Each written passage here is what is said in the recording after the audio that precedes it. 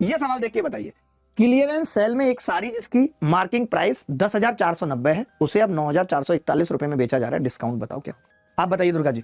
देख के जो भी बच्चा डिस्काउंट बताएगा उसकी बहुत इज्जत होगी, इतनी इज्जत कि आप सोच नहीं सकते। 2 रुपए का सवाल है, इस 2 रुपए के सवाल का उत्तर क्या होगा आपको बताना। अरे यार एक बात बताओ, आपको ये भी पता है ना दुर्गा जी कि यहां पे भी इंटीजर आ रहा है, इंटीजर आ रहा है। अब इंटीजर किस किस का आ सकता है?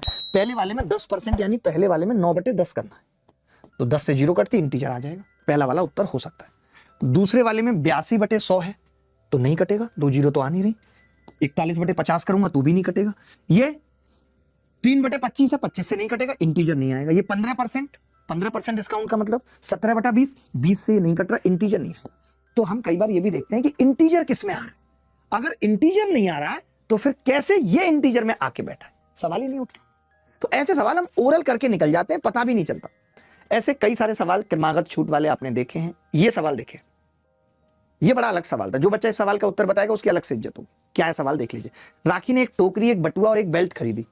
उसे टोकरी, वॉलेट और बेल्ट पर क्रमशः 5, 8 और 10% की छूट 80, 150, 350 के संबंधित अंकित मूल्य पर मिली।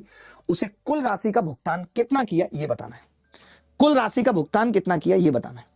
ये कह रहा राखी ने एक वॉलेट और एक बॉक्स परचेज किया, सी गॉट 5%, 8%। उसने कितना पे किया ये बताना है। उसने कितना पे किया ये बताना है। अच्छा सवाल है ये। देखो बच्चे तो तुरंत उत्तर बता देते हैं, पता नहीं कैसे इतने इंटेलिजेंट है, मैं तो समझ नहीं पाता। देखो अगर आप इसमें क्या करोगे कि मैं 80 का 95% निकाल रहा हूं, आप इस सवाल को मतलब कई सारे तरीके हैं। आप डिजिटल सम से भी कर सकते थे, कोई बड़ी बात नहीं थी, और कर भी लेंगे डिजिटल सम से, क्योंकि सबका डिजिटल सम अलग अलग भी तो आ रहा है। तो मैंने कहा यार कि 80 को आपको गुणा करना पड़ेगा 95 से, 5% डिस्काउंट है। आपने कहा 150 को गुणा करना पड़ेगा जी, कितना डिस्काउंट है? 92%। प्लस 350 को आपको गुणा करना पड़ेगा जी 90%।